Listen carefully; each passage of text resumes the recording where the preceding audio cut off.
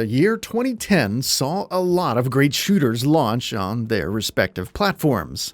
Vanquish, Halo Reach, just to name a few.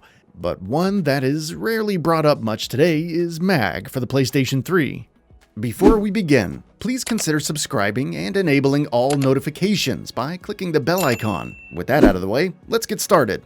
With MechWarrior 3 Crimson Skies under their belt, Zipper Interactive definitely set their sights high with this one, with a first-person shooter that was promised to feature modern graphics, tight controls, and massive online matches, with over 200 players at once in some modes. The game, shockingly, mostly delivered on its promises, with those three characteristics largely being brought to fruition. The graphics and presentation, while far from stupendous, were adequate, all things considered, and the gameplay had that finely tuned feel that required skill on the part of the player to be optimally efficient. Maps were also nice, with lots of elevation and diversity that encouraged skirmishes between bunches of players at every turn. They never really reached the heights of some of the Battlefield series' maps, but they came close enough to deliver a fun experience to those who gave it a chance. As an online-focused experience, MAG featured several modes, such as Factions, which put two teams of 64 players against each other in a capture-the-flag sort of mission, Sabotage, with two teams of 32 players in a capture-and-hold game that would end with one team trying to take the other team's base, as well as a handful of other modes that used its massive lobby potential to great effect. And for a short while, it was a sight to behold, it working out with so many players on the same map together in a video game in 2010. MAG was received relatively well by critics for that massive online capability, as well as its good controls and leveling systems. There were some gripes here and there about bugs and a somewhat bland feel for the overall tone of the game. But overall, opinions of the game were pretty good, with a lot of 7s and 8s across the board. The game even sold relatively well for a short time, making it look like yet another success story for the PlayStation 3 ecosystem. What MAG was not particularly well prepared for, though, was that 2010 was a year with a lot of other great shooters. Battlefield Bad Company 2, which would have a massive chunk of the online first-person shooter fanbase locked up upon its launch, as well as Halo Reach, which of course would take much of the spotlight away from any other shooter at that time, especially for those gamers who owned both PS3s and 360s. I mean, if 2010U had a choice between the new Halo game, the new Battlefield game, or some newcomer called MAG, what would you choose?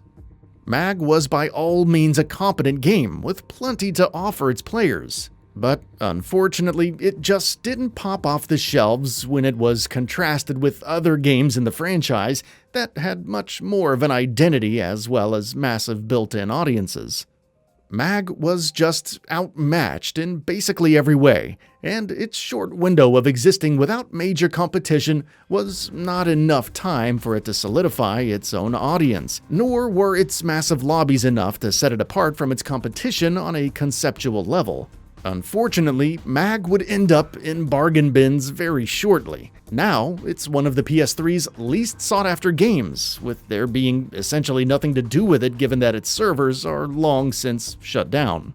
It's a shame that such an ambitious project had to give way to the whims and harshness of the gaming space, but at the end of the day, players are going to go where they think other players are going to go, especially with multiplayer games. But it's also just the fact that most people don't buy every game that comes out, especially with the casual shooter audience, where usually only one or two games are left standing once the dust settles every year. This is magnified even more by the game's reliance on its multiplayer modes. With no campaign, MAG went all in on multiplayer functionality. It was a bold gamble, and one that sadly MAG ultimately would lose. So, where would a MAG 2 fit in today's gaming landscape? Well, it's no secret that Sony has wanted their own flagship shooter franchise for a long time.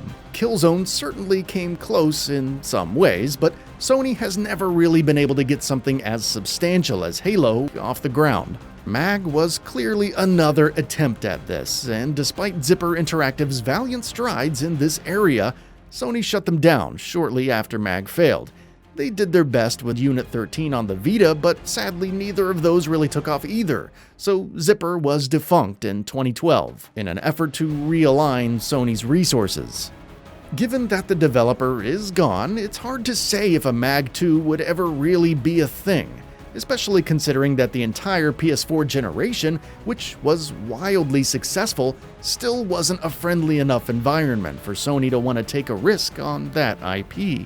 Sony seems to be more keen on just supporting the hell out of games like Destiny and Call of Duty with exclusive betas, DLC content, and marketing rights for now, and I can see why that seems like the safer, more profitable strategy.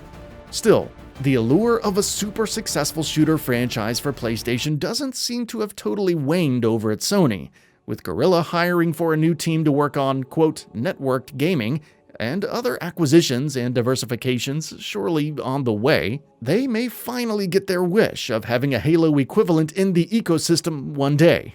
That said, it probably won't be MAG 2.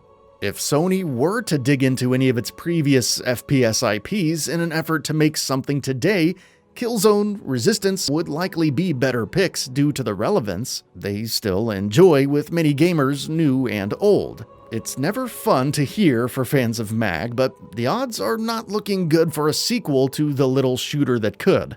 To put even more salt in the wound, we should also remember that the Battle Royale craze has already come and likely seen its peak in popularity with games like Fortnite. For another MAG to come out, it would need something a little more than the "we have giant lobbies" hook. That was pretty cool 10 years ago, but wouldn't really be that impressive today. Whatever happens or doesn't happen with MAG going forward, it'll always be a game that is remembered fondly by those that really gave it a chance way back in 2010. It was ambitious and surprisingly well made, all things considered. Despite it not really amounting to what it was clearly trying to, MAG was a fun experiment, if nothing else. And perhaps a fun memory is what it's better off staying. That's all for now. If you enjoy what you saw, please hit the like button. And if you're new to the channel, now is a great time to subscribe. We upload brand new videos every single day. After subscribing, don't forget to enable all notifications by clicking the bell icon. Thanks for watching this video, and we'll see you next time, right here on Gaming Bolt.